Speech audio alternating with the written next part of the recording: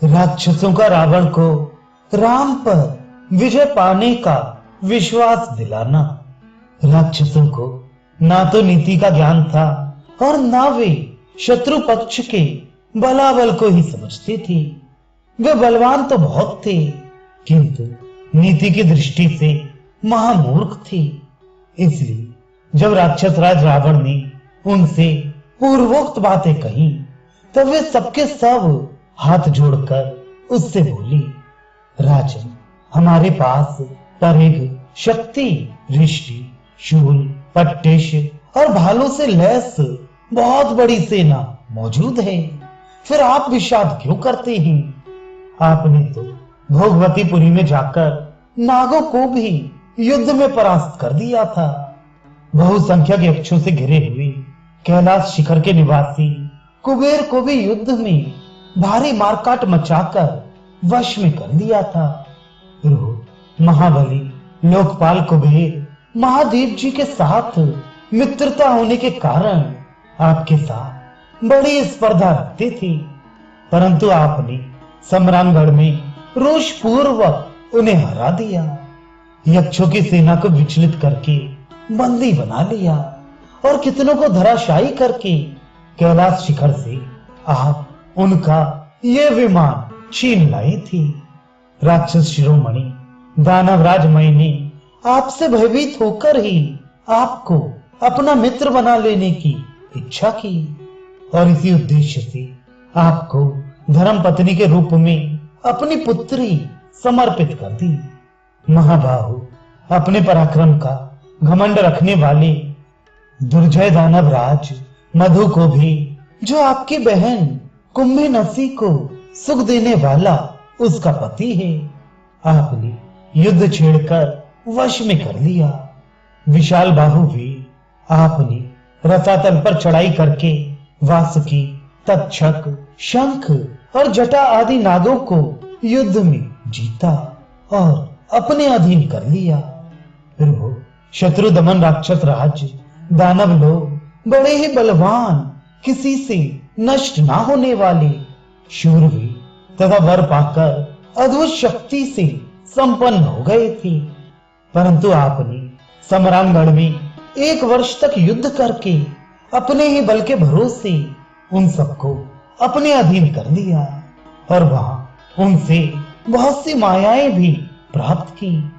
महाभाग, आपने वरुण के शूरवीर और बलवान पुत्रों को भी उनकी चतुरांगणी सेना सहित युद्ध में परास्त कर दिया था। राजन, मृत्यु का दंड ही जिसमें महान ग्रह के समान है, जो यम यातना संबंधी शालमली आदि वृक्षों से मंडित है।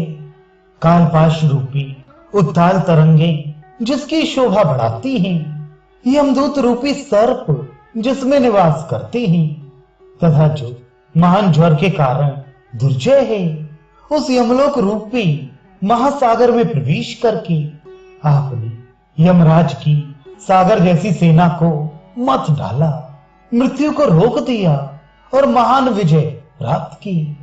यही नहीं, युद्ध की उत्तम कला से आपने वहां के सब लोगों को पूर्ण संतुष्ट कर दिया था। पहले ये पृथ्वी विशाल वृक्षों की भांति इंद्र तुल्य पराक्रमी बहुसंख्यक क्षत्रिय वीरों से भरी हुई थी।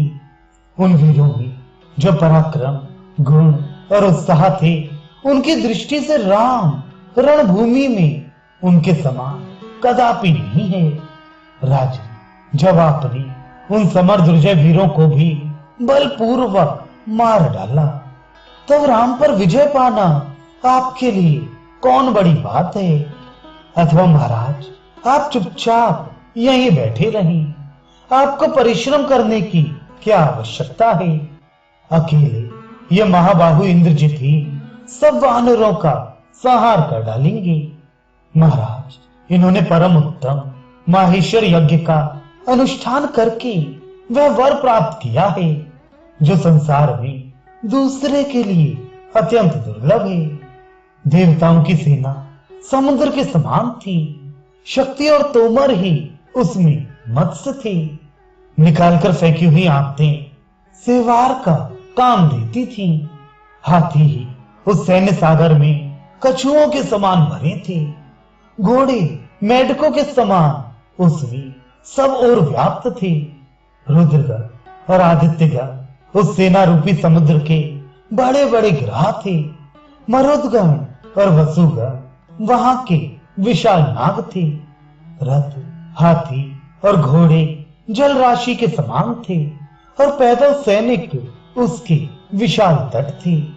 परंतु इस इंद्रजित ने देवताओं के उस सैन्य समुद्र में घुसकर देवराज इंद्र को कैद कर लिया और उन्हें लंकापुरी में लाकर बंद कर दिया।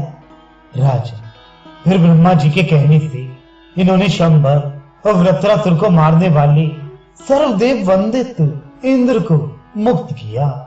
तब वे स्वर्गलोक को गए।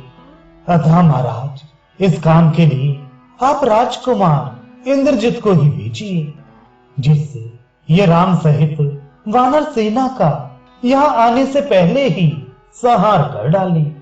राजन, साधारण नर और वानरों से प्राप्त हुई इस आपत्ति के विषय में चिंता करना आपके लिए उचित नहीं है।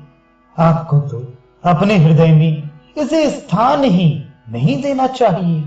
आप अवश्य ही राम का वध कर डालेंगे।